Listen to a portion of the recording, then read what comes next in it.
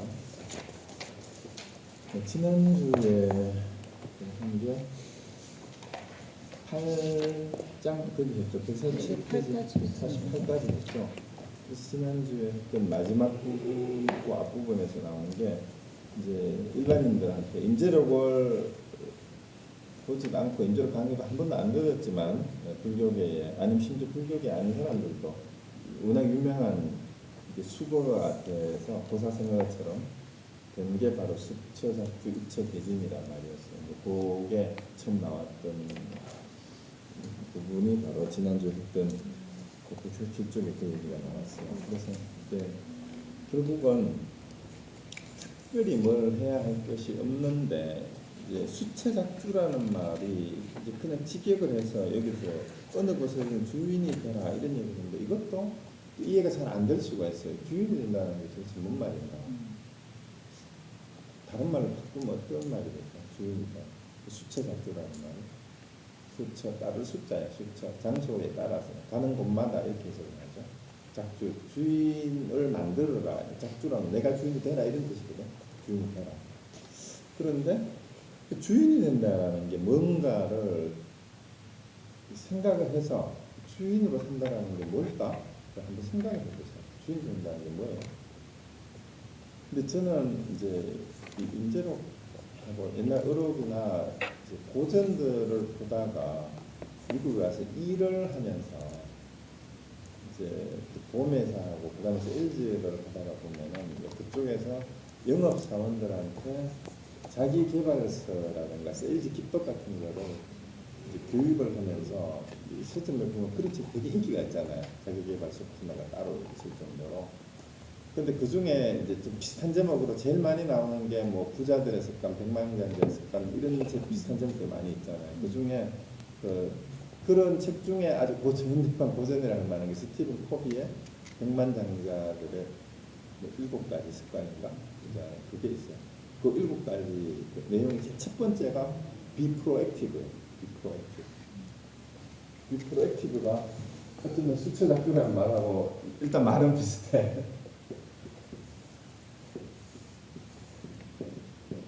이게 주도적인 삶을 살아라 이 말이에요. 주도적인 삶을. 액티브하는 말은 적극적으로 주도적으로 이런 프로액티브라는 그 말인데 그럼 이 주도적으로 산다 주인이 된다라는 말이 뭔 말일까?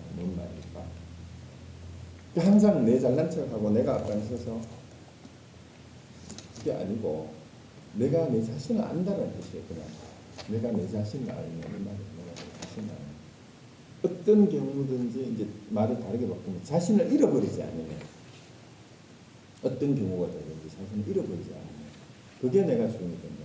어디를 가든지 내가 누구인지 자기 자신을 잊어버리지 않으면 그 다음에 어떤 상황에서든지 중심을 잃지 않으면 어떤 상황이든지 정신을 차리면 이게 주인이 된다는 말이에요. 맹자에도 그런 말이 나와요. 맹자는 공부를 2글자로 얘기를 했어요.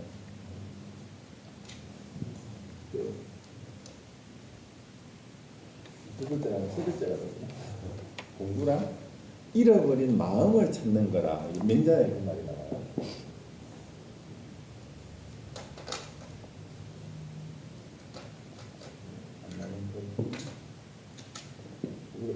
마음을 잃어버렸다는 말은 뭐라고 해요? 방심했다 그랬어요.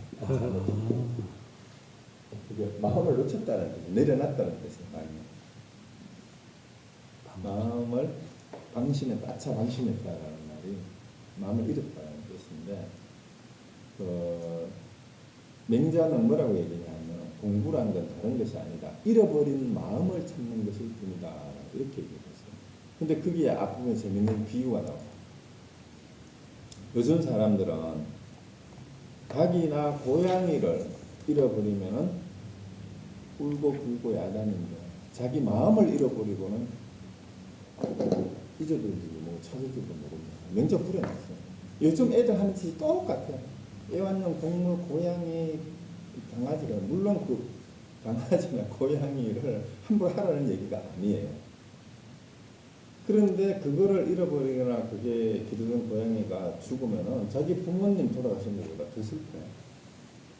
그리고 진짜 중요한 걸 잊어버리고 그걸 껴안고 살면서 그냥 아이고 내 새끼 하면서 그리고 어느 노인이 보면 아이 강아지 안고 가는 분들이 아이고 내 새끼 하니까 그뭐 전철 안에서 버스 안에서 노인들이 있다고 그러나 이거 어쩌다가 개새끼를 낳나 보다.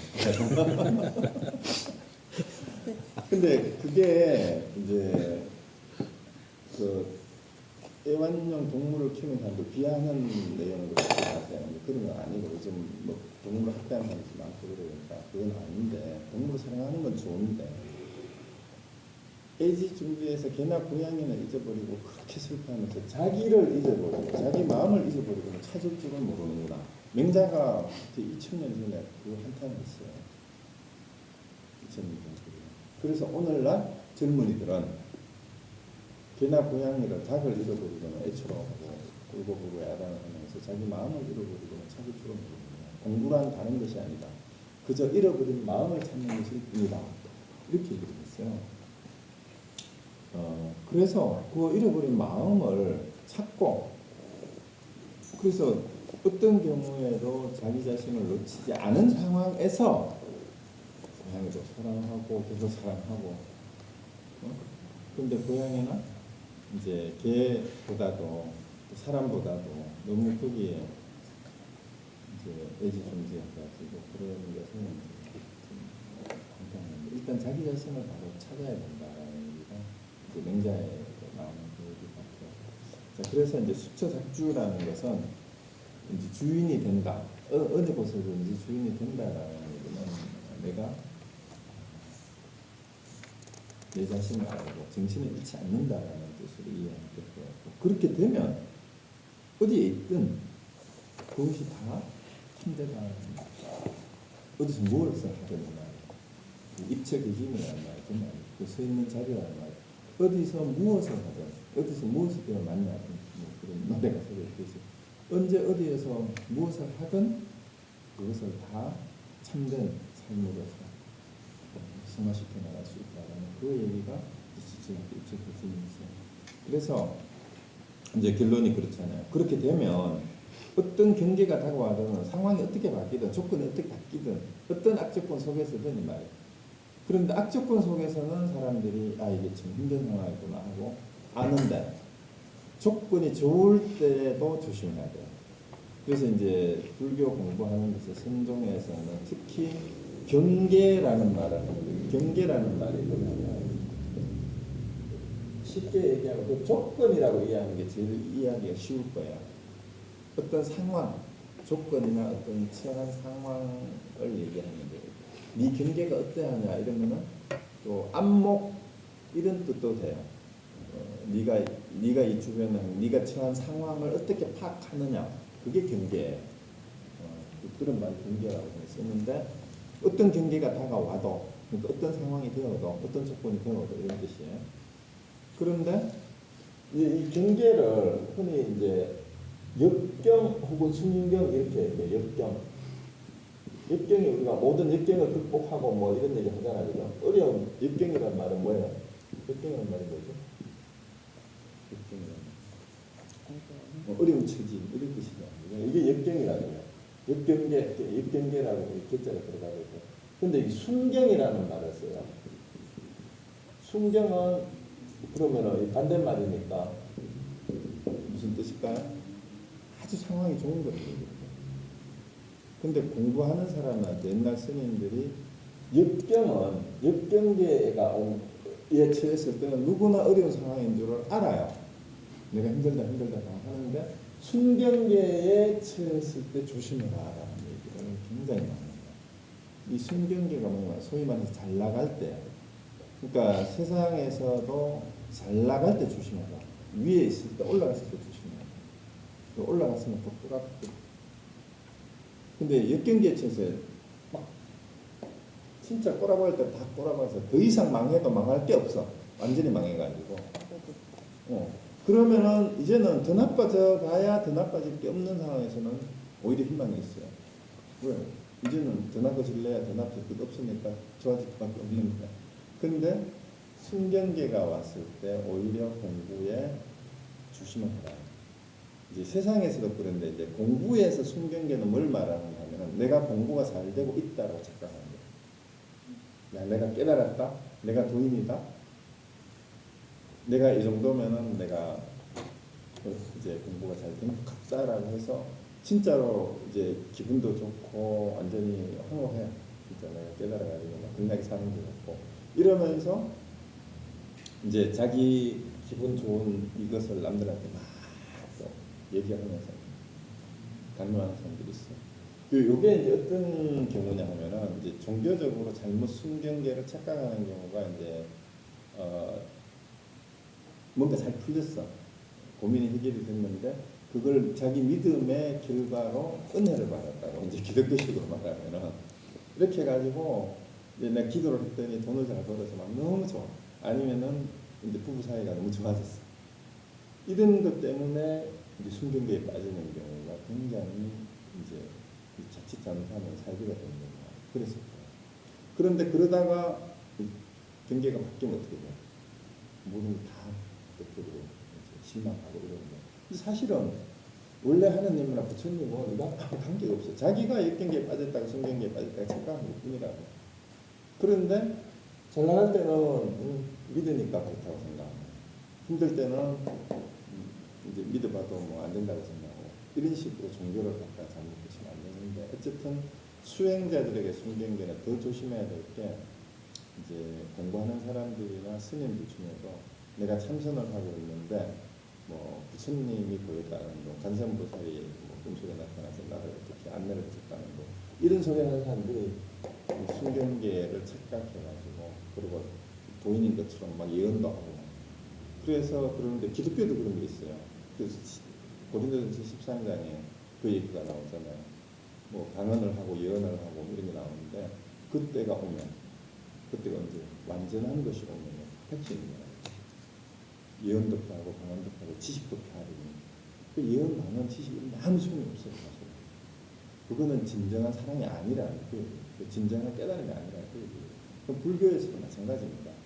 막 이제 그 물리가 터져가지고 막 뭔가 다 아는 것 같고 사람들 보면은 이제 마음속에 다 눈에 띄고 또 막히는 게 없게 되고 이렇게 되면은 내가 이제 진짜 도인이고 내가 최고라고 착각을 하고 그리고 또 자기 기분도 좋아. 주변에 또 다른 사람도 많아. 이렇게 해가지고 자기도 모르는데 교주가 되는 거야. 지금 그런 사람 유튜브에도 엄청 많이 하셔가지고 그래서 그럴 때 조심해야 돼. 공부 잘 될 때 조심해. 잘 될 때 그래서 공을 열심히 들여야 되고 항상 자기를 돌아보고 항상 내 자신을 바라보는 것. 그게 수처작주에서 확실하게 중심 잡혀야 돼. 수처작주가 뭐라 그랬어요? 자기 자신을 바라보는 것. 정신 똑바로 차리는 것. 그래서 순경계에 뺏기면은 이거는 약도 없어요. 역경계는 본인이 알기 때문에 극복하기가 쉬워요. 그래서 순경계를 조심해야 되는 게 있었는데 수처작주, 일체대징에서도 그런 거 조심해야 되고 일단 진짜 그렇게 되면 옛날부터 이제 익혀온 습기나 습관이나 오무간업이 있더라고요. 저절로 해탈이 된다는 얘기는 이제 이해가 되죠. 정신을 정말 똑바로 차렸으면 과거의 습관이라든가 이제 오무간업이 있더라는 얘기는 이건 과거에 진 업이에요. 오무간업이. 그런데 그건 어떻게 해요? 백겁적지째 1년 동탄기냐 지난번에 말씀드렸듯이 그거는 해탈하고는 아무 관계가 없는 거예요. 지나간 업은. 그렇지만 지나간 업이 면제가 되는 건 아니에요. 지나간 과거에 지은 업에 대한 가보는 반드시 받아요. 그러면 해탈하는 사람은 어떻게 되냐? 그 과거에 지은 업과 제업을 피하기 위해서 깨닫느냐? 그게 아니고 깨달은 사람은 과거에 지은 업을 있는 그대로 오히려 받아들여서 그것이 내 업보로다 하고 100% 수용을 할 뿐이에요. 그런데 깨닫지 못한 사람은 그것을 회피하려고 자기가 저질러 놓은 것에 대해서 책임을 지지 않으려고 해요. 그게 차이가 있는 거예요. 오히려 그걸 100% 받아들였을 때 그게 뭐가 돼요? 내 삶이 그 자리에서 자유로워질 수 있는 길이 오히려 생겨요. 그게 제가 자주 조금 얘기했던 시지프스 신화에서 이렇게 그걸 아실 수가 있어요. 그게 뭐냐면 시지프스 신화에서 시지프스가 어떤 벌을 받았죠?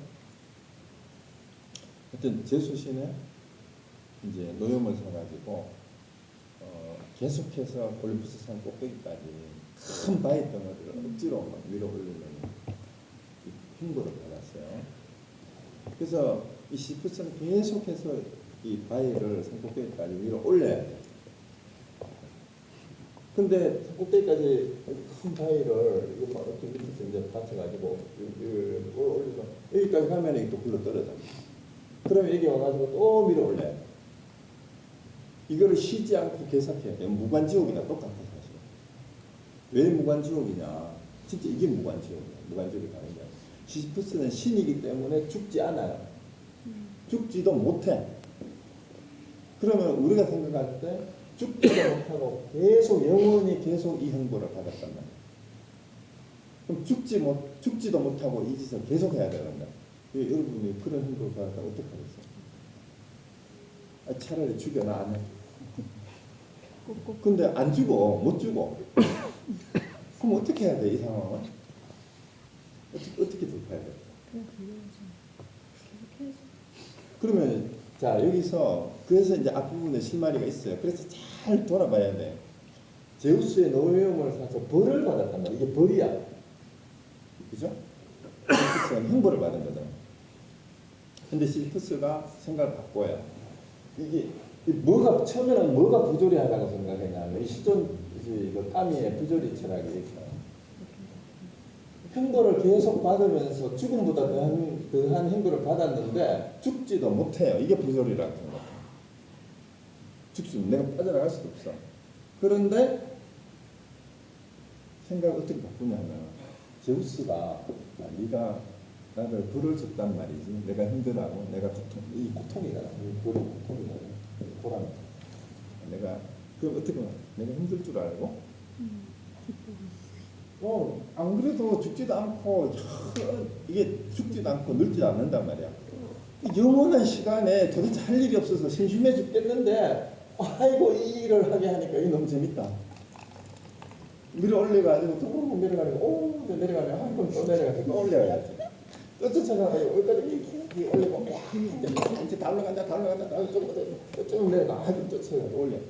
그래서 제우스 입장에서 다시 보면 저 새끼 주고 힘들어하고 내가 벌을 주놨는데 재밌게 놀고 있는 거야. 즐기고 있어 이거를. 그럼 제우스가 보면 어떻게 될까? 그치 이거는 벌이 아니고 쟤를 재밌게 재밌는 놀이를 하게 되는 거야.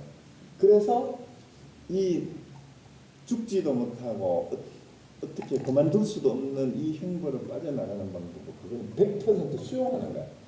100% 수용해서 고통이 아니라 이것이 나의 즐거움이요 하고 해버리면 벌을 준 사람이 찐맛 없어지는 거지.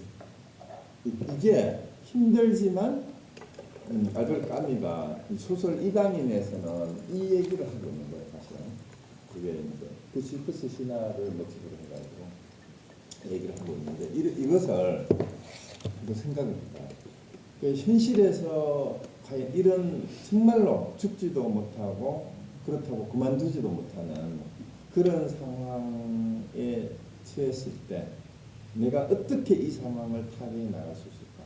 이 조건을 내가 바꿀 수가 없어. 연이란 말이야. 그러면 내가 선택해야 되는 인이 뭘까? 내 마음에서 내 생각을 시선을 180도 바꿀 수 있는 거야. 아무것도 없어. 근데 그날 보면 멀리서 보면 하는 짓은 똑같아. 힘들게 벌을 받고 있는 것도 여전히 돌을 위로 올리는 거고. 근데 얘가 즐기고 있는 것도 여전히 돌을 위로 올리고 있는 거야. 그럼 똑같은 거야. 외형을 보면 벌을 받는 건지 노를 하는 건지 몰라. 근데 내 안에서 생각이 바뀌니까 다른 세상을 살고 있는 거야. 근데 여전히 벌이라고 생각하고 힘들게 하는 사람은 사는 게 고통이야 죽지도 못하고 뭐 이렇게 계속 시간을 보내고 있는데 나는 신선한데 너무 잘했다. 이 일을 나한테 안 시켰으면 나 얼마나 지겨울까? 이러고 산단 말이야. 그러면 어느 쪽을 선택해서 사는 것이 제대로 매 순간에 사는 거냐 하는 것이 이제 선택의 몫이라는 거죠. 그러니까 이 생철학도 이건 대단해요, 그죠? 그 실존주의가 인간의 마지막 이 현실의 삶 속에서 막장에 도달한 인간들의 인간성 상실의 상황에서 도대체 인간이란 무엇인가를 고민하는 사람들이 실존주의 철학자잖아요, 그죠? 그러니까 결국은 이제 이쪽하고도 통하는 게 인간의 본성이 뭐냐, 참된 내가 뭐냐라는 것을 알면 자유롭게 살 수 있다라는 얘기를 이제 얘기하는 거고, 정말 그걸 깨달은 사람들이 신사들은 자유롭게 그냥 살았어요. 근데 이제 시프트 신화에서는 사실 이런 해결책이 나오지가 않아. 이런 것들을 상징적으로 보여주기만 하죠. 실존주의는 현실에 이런 구조의 이런 상황만 제시를 하고, 사실은 그걸 어떻게 벗어나는 것에 대한 해탈에 대한 답이 없어요. 이거 공부하고 나서 이렇게 헷갈락하면은 거꾸로 보면 돼요. 여기서도 봐야 되는 게 있고, 제가 자주 하는 얘기가 오르막이 있으면은 내리막이 있다. 이렇게 생각하는 사람들이 항상 이 오르막을 넘어가면 이쪽에는 건너편에 내리막이 있다라고 이렇게 생각을 하잖아요. 근데 그게 아니에요. 그렇게 생각하면은 이거는 좀 떨어집니다. 오르막이 곧 내리막이야. 방향만 바꾸면 이게 오르막이면 이 자리에서 그대로 오르막이기도 하고 내리막이기도 하단 말이야. 그래서 내가 이쪽을 보느냐 이쪽을 보느냐에 그 자리 오르막이 곧 내리막이야. 그 위만 보고 있으면 오르막이지만 방향만 돌리면 이게 내리막이거든. 그러니까 지금 이 자리가 곧 지옥이자 극락이란 말이야. 지옥을 받아들인 사람한테는 지옥이고 극락이라고 받아들인 사람한테는 그냥 극락이에요. 그래서 이런 얘기들이 항상 지금 얘기란 말을 그런 듯하게 연결시켜서 이해하시면 될 것 같습니다. 자, 그 지난주에 했던 수천학교 입체 대진 그런 얘기가 서른이 넘기는 것 같아요. 그렇죠? 자, 그 다음에 이제 149페이지. 그래서 이런 부분에 대해서 이제 견해를 설명하고 나서 이제 보면 이제 공부를 제대로 하지 않는 삿된 공부인들에서 나옵니다. 자, 오늘날 배우는 자들은 도무지 법을 알지 못하니 마치 양이 냄새를 맡아 마주치는 물건마다 모두 입속에 집어넣는 것처럼 하인과 남편을 구분하지 못하고 손님과 주인을 분간하지 못한다. 이와 같은 무리는 삿된 마음으로 도에 들어왔으므로 시끄러운 곳에 도리에 들어가니 참된 출가인이라 이끌을 수 없고 바로 참된 속가인인 것이다. 무릇 출가인이라면 모름지기 평상하고 참되고 바른 견해를 분간할 수 있어야 하고 부처와 마귀, 참과 거짓, 범부와 성인을 구분할 줄 알아야 한다. 이와 같이 분간할 줄 알아야 참된 출가인이라고 부른다. 만약 마귀와 부처를 분간하지 못한다면 바로 한 집에서 나와 또 다른 집으로 들어가니 엎짓는 중생이라고 부를 뿐 아직 참된 출가라고 이끌을 수는 없다. 예컨대 지금 부처와 마귀가 한 몸으로서 나뉘어 있지 않은 것이 마치 물과 우유가 섞여 있는 듯 하더라도 거위 왕은 우유만을 마시는 것처럼 밝은 눈을 가진 스님이라면 마귀와 부처를 모두 쳐부숴야 한다. 만약 성스러움을 좋아하고 곰상함을 싫어한다면 삶과 죽음의 바다에서 떴다 가라앉았다 할 것이다. 자, 이게 이제 무슨 말이냐면 이게 좀 헷갈릴 수도 있어요. 이 부분은. 자, 오늘날 배우는 자들은 도무지 법을 알지 못한다. 여기서 이제 진리를 알지 못한다라는 뜻으로 이때는 법을 해석하는데요. 마치 양이 냄새를 맡아 마주치는 물건들 입속에 넣는다는 말이 뭔 말이냐? 실제 양이 시력이 별로 안 좋다네요. 시력이 안 좋아서 이제 먹이를 먹을 때조차도 이게 먹을 수 있는 건지 없는 건지 보기만 하면 분간을 제대로 못하는 거예요. 그래서 코로 갖다 대고 물렁물렁 해가지고 냄새를 맡는데 또 냄새가 개코나 공포처럼 그렇게 또 냄새를 잘 식별하지 못하는 거예요. 그래서 코를 갖다 대고 냄새를 맡는다고 코를 갖다 대는데 코에 대이는 것마다 다 집어넣는다는 얘기. 그게 이제 이게 촉비, 거기 나오죠. 촉비양. 이거를 냄새를 맡아는 의역을 한 거고요. 그러니까 코에 닿는 것마다 집어삼키는 양, 이런 뜻이에요.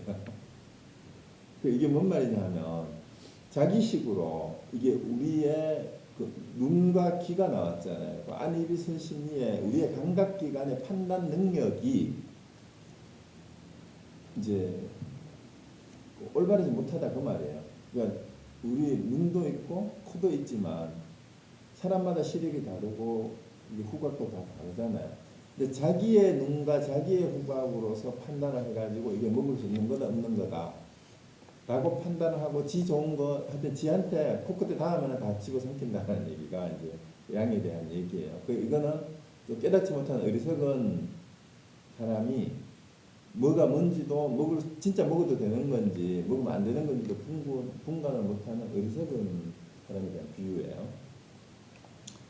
그래서 하인하고 남편을 구분 못하면 어떻게 돼? 마누라가 그 하인 데리고 가 남편 데리고 가 하인이 더 좋은지도 모르지. 그런데 그 다음에 손님과 주인도 구분을 못한다. 이 얘기가 뭐가 진짜고 뭐가 가짜인지도 구분을 못한다는 얘기예요.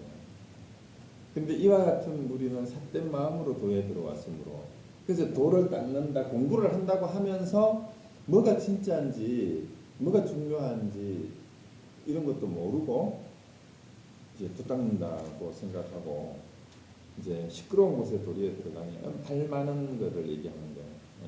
시끄럽다는 얘기는. 그래서 정말로 이제 할 일이 없고 시끄러울 게 없어야 된단 말이에요. 시끄럽다는 말은 이제 말이 많다는 얘기, 쓸데없는 얘기가 많다는 거고, 아니면 자기 자신이 스스로가 자기 마음이나 자기가 듣는 얘기가 이게 뭔가 정리가 안 된 그런 것을 상징하는 거예요. 그래서 시끄러운 곳에 들어가니 참된 출가인이라 그럴 수 없고, 말 많고 쓸데없는 짓을 하는 대로 자꾸 돌아다닌다 이 말이에요. 그게 이 참된 출가인이 아니다. 여기서 출가인이라는 말은 형식적으로 머리를 깎고 승복을 입는 것을 이제 우리는 세상에 출가라 그래요. 부모 가족을 떠나서 이제 승려나 신부가 되는 걸 출가라 그러잖아요. 근데 진짜 출가라는 의미는 이제 무슨 뜻이냐면 가족을 떠난다는 얘기는 이 가족으로 대변되는 세속 생활의 모든 애착이나 사사로움을 다 떠난 상태를 출가라 그래요. 그러면은 가족 속에서 세상 속에서 살지만 우리가 하는 공부는 무슨 공부예요? 출가 공부예요. 근데 이 출가 공부는 머리를 깎고 스님이 되는 공부가 아니고 방금 앞에서 말씀드렸던 세속 생활에서 애착을 가지고 사사롭게 판단하는 수준을 넘어서는 삶을 추구하는 게 출가입니다. 세속의 애착은 늘 가족 관계라든가 부귀 공명이나 이런 것들의 가치 기준이 되어 있잖아요. 근데 그런 것이 삶의 기준이 아닌 삶을 사는 사람은 출가인이라는 거예요. 그게 아니에요. 그러니까 이제 그런 식으로 하면 출가인이라 할 수가 없고 진짜 이건 속된 인간이다 이 말이에요. 참된 속가인이란 말이에요. 그 말이에요. 참되라는 말이 그렇게 틀리고 이상하게 분명히 되는데 어떤 놈이 진짜 속인이라 하냐. 저런 놈이 진짜 속된 놈이야. 이제 그 말이죠. 그런 사람이 속가인이라 그래요. 출가인이 아니고. 자 그러면 무릇 출가인이라면 모름지기 평상하고 진짜 어떤 시끄럽고 이런 게 없어야 된다. 마음속에서. 그리고 참되고 바른 견해를 분간할 수 있어야 하고 부처와 마귀, 마군이라 그러죠. 이제 흔히 불교책들 마군이 혹은 마군. 그 다음에 참과 거짓, 범부와 성인을 구분할 줄을 알아야 한다. 이게 좀 이상하지 않나요? 앞에서는 계속 구분하지 말아야 해놓고 부처하고 보살이 전부 똥이라고 이래 놔놓고 왜 여기서 구분을 하라 그래? 일단 그 의문을 제기해 놓으세요. 부처 앞에서는 부처가 똥이라 해놓고 왜 또 구분하라 하느냐? 이런 게 읽으면서 항상 그 의문을 가져야 돼요. 자, 이와 같이 분간할 줄 알아야 참된 출가인이라고 부른다. 자, 그래서 왜 이거를 구분하라 그러니까? 왜 구분할까? 앞에서는 분간하지 뭐 본부와 성령이 똑같고 구비고 안 하고 이런 거 왜 구분하라고요? 이제 헷갈리는 게 이런 것 때문에 헷갈리는 거예요. 어떨 때는 구분하고 어떨 때는 구분하지 말라고. 그런데 이제 뒤에 보면 답이 나와요. 이와 같이 분간할 줄 알아야 되는데 만약 마귀와 부처를 분간하지 못한다면 바로 한 집에서 나와 또 다른 집으로 그러니까 계속 헤매고 다닐 뿐이란 말이에요. 이 얘기는 뭐냐 하면은 진짜 참과 거짓을 구분할 줄 모르면은 뭐가 뭔지도 모르고 계속 헤맨다. 그냥 이 얘기예요. 일반적인 그런 얘기인데 그래서 엎짓는 중생이라 부를 뿐 아직 참된 출가를 이룰 수는 없다. 그러니까 뭐가 뭔지도 구분도 못하는 된장인지 똥인지도 구분 못하는 그런 수준이다 이 말이에요. 그래서 어떻게 참된 출가에는 어떤 거라고 그랬어요? 속가의 세속적인 기준으로 살지 않는 사람, 출가인은 그런 뜻이에요. 세속의 기준을 다 버린 사람이 출가인이라는 거예요. 그런데 이걸 구분 못하게 되면 어떻게 돼요? 기준 자체가 상과 거수를 구분 못하는 세속적인 기준과 그렇지 않은 기준을 구분을 못하니까 세속적인 기준을 가지고 이게 공부도리라고 따지는 거. 그런 답답한 경우 많죠.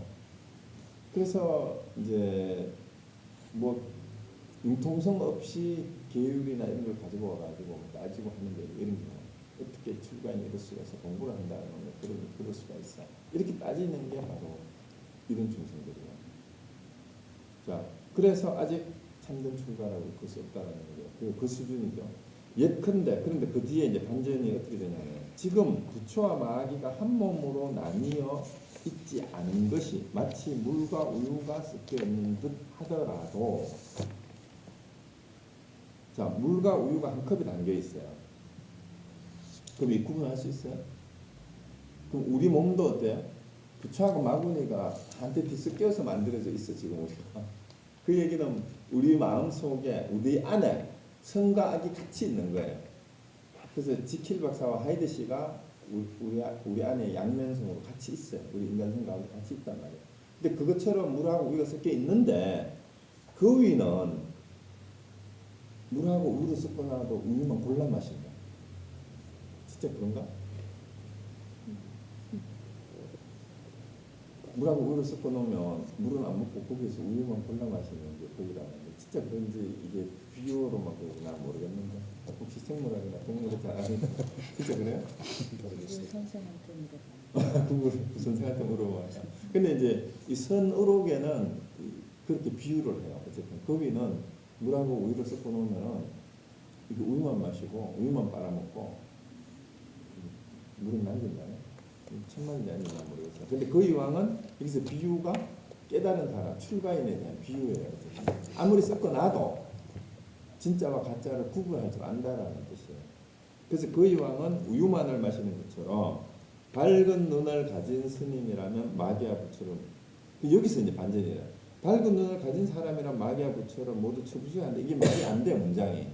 왜냐하면 그 이왕은 우유만을 마시는 것처럼 밝은 눈을 가진 스님이라면 마귀와 부처를 잘 가려낸다 이렇게 돼야 되거든. 근데 여기서는 둘 다 없앤다 이렇게 얘기하잖아. 이게 이제 읽기가 어려운 거예요. 이런 문장이 도대체 이거 논리적으로 말이 앞뒤가 안 맞잖아. 그이가 우유만 마시는 것처럼 밝은 눈을 가진 스님을 부처만 가려낸다 이렇게 돼야 되는데 이게 안 맞아요. 왜 이렇게 됐을까? 이게 이제 이번 챕터에 이 부분을 어떻게 이해해야 되느냐가 이제 요 인제록을 혼자 읽으면 힘들고 이거 같이 해야 되는 이유예요. 그래서 이제 또 중요한 게 출가인하고 속가인 어떤 차이가 있는가를 정확하게 이제 이해를 해야만 말이 이렇게 왔다 갔다 해도 헷갈리지 않을 수가 있어요. 자, 일단 이제 출가인하고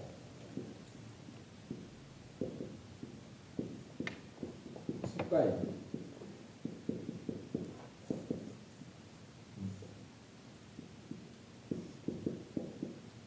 출가인은 그랬어요. 세속적 기준에 의해서 살아가지 않는 사람이 출가인이에요. 이제 형식을 버려야 돼요. 여기서는 이제 머리 깎고 순곡 입은 사람이 출가인이 아니고 삶을 살아가는 마음 자세가 태도가 세속적 기준하고 관계없이 세속적 기준을 버리고 사는 거예요. 속가인은 여전히 세속적 기준에 매여서 사는 사람. 그럼 설사 순복을 입고 있더라도 세상의 직업 분리로는 승려나 신부라 하더라도 세속적 기준에 아직도 얽매여 있으면 그건 속가인이에요. 그렇게 봐요. 일단 그렇게 해놓고 그러면 이제 출가인은 어떤 사람이냐 하면 진정한 출가인은 분가는 마귀인지 부처인지 분가는 잘해요. 분가는 하되 분별심은 없어요. 분별심이 없기 때문에 당연히 뭐를 대할 때 차별해서 대하지를 않아요. 누구를 대 어떤 경계를 대하든. 자, 여기서 차별은 항상 대하는 거예요. 분별심은 내 안에 내적인 거고 이 분별과 차별의 차이를 이제 구분해놔야 돼요. 분별심은 내 안에서 내 기준으로 어떤 대상에 대해서 구분 짓는 마음을 내는 게 분별심이에요. 이게 내적인 측면의 포커스가 맞죠. 마음의 자기 마음의 태도 자세. 이거는 실제 행동으로 드러나는 상대방이 향하는 게 차별이에요. 그러면 분별심이 없으면 당연히 차별도 없어요. 차별로 대하지 않는다면 어떤 경계를 대하든. 그러니까 이거는 차별이 없다라는 것은 뭐뭐에 대하여, 뭐뭐에 대하여, 뭐 이게 경계든 상대든 상대방 사람이 될 수도 있어요. 대상이 될 수도 있어요. 거기에 대해서 차별이 없이 대할 수 있는 게 이게 이제 진정한 출가인이란 말이에요.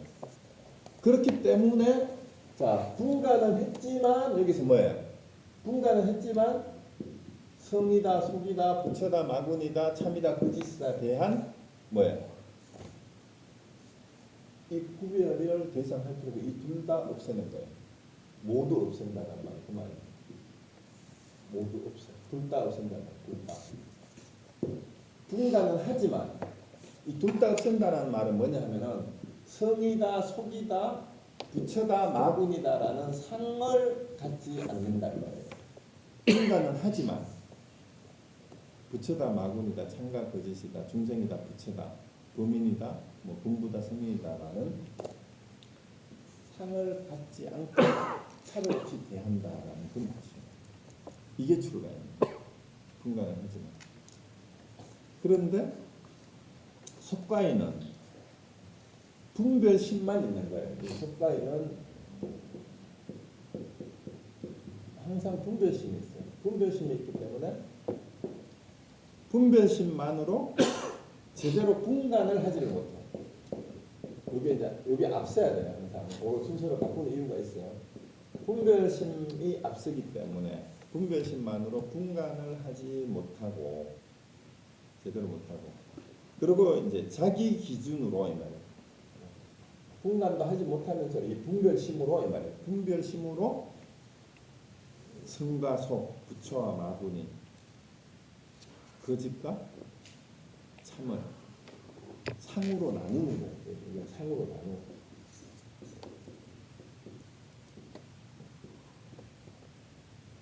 나누어서 애증에 빠집니다. 애증에 빠져.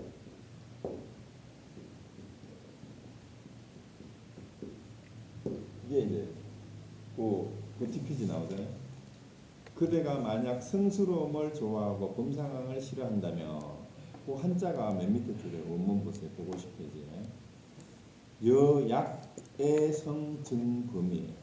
그러니까 애증이에요. 애증. 좋아하고 싫어하는 거를 여기서 이제 사랑하고 미워하는 걸로 번역을 안 하고 성스러움을 좋아하고 범상함을 싫어한다면 그 원문이 애성증범이라는 거예요. 그 성스러운 것을 사랑하고 범속한 것을 증오한다면 미워한다면 그러니까 애증의 마음이 항상 있는 거예요. 이 속가인한테는. 그러면 자기가 좋아하는 거는 늘 사랑하고 애착하고 좋아하고 자기가 싫어하는 것은 미워하고 배척하고 멀리하려고 이게 애증이에요. 그러니까 출가인은 분별심으로 진짜 부처와 마군이 성스러운 것과 속된 것을 구분을 하지 제대로 분발을 못하면서도 자기 기준으로 이게 들어가야 돼요. 자기 기준으로 어떤 지연 분별심으로 만들어낸 상으로 애증에 빠져 있는 게 이게 속가인이라는 거예요. 그러니까 이제 그 150페이지 그의 왕은 우유만을 마시는 것처럼 그의 왕이 이제 여기서 출가인이에요. 진정한 출가인은 밝은 눈을 가진 스님이 진정한 출가인이죠. 마귀와 부처를 모두 쳐부수는 이유가 이 중간에 이런 부분이 이제 생략이 되어버렸어요. 이 문장에서. 그래서 이 중간에 이러한 이해가 있어야 이제 이 문장이 이렇게 완전히 뿡 뜬 게 이해가 될 수가 있습니다. 그래서 마귀와 부처를 모두 다 쳐부순다라는 이제 임재 진면목이 여기서도 나오는 거예요. 둘 다 이제 다 깨부숴라. 그래서 성스러움을 좋아하고 범상을 싫어한다는 상과 죽음을 받아서 뜻다가 다르다. 이게 뭔 말이에요? 생사윤회를 벗어나지 못할 거다 이 말이에요. 그러면 그런 식으로 애증을 가지면 좋아하고 싫어하는 게 있습니다. 그 좋다 싫다를 떠나야 된다. 좋다 싫다. 분간을 하되 왜 좋다 싫다를 떠나요? 사람을 보면 이 사람의 부처인지 아직 중생인지 는 구분을 하되 원래 부처와 중생이 뭐예요? 다 같이 불성을 가진 존재다. 지금은 깨닫지 못했지만 이 사람은 부처라는 것을 알기 때문에 차별해서 대하지는 않는다 이 말이에요. 그게 애증을 가지지 않는다라는 그런 얘기죠. 애증을 가지지. 그래서 볼 줄 알아야 돼. 이 사람이 공부가 된 사람인지 덜 된 사람인지 깨달았는지 못 깨달았는지는 분간을 해내지만 못 깨달은 사람이라고 해서 차별하지 않는다는 거예요. 왜? 그 사람은 60%을 가지고 있는 존재이기 때문에. 그래서 부처가 마군이다라는 그 상 자체를 다 쳐부숴야 된다 이 말이에요. 그 상을 가지고 있으면 안 된다는 거예요. 누구를 갖든 그 말입니다. 잠깐 보고 쉬었다.